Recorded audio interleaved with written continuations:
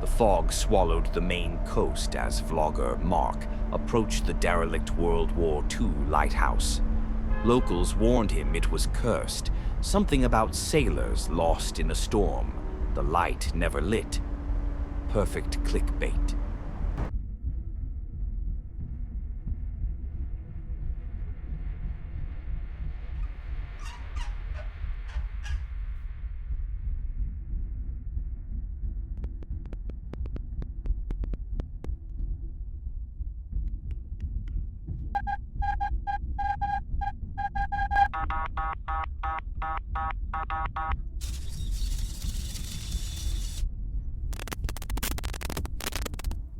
You shouldn't have come. His video auto-uploaded 2 days later. His channel, silent ever since.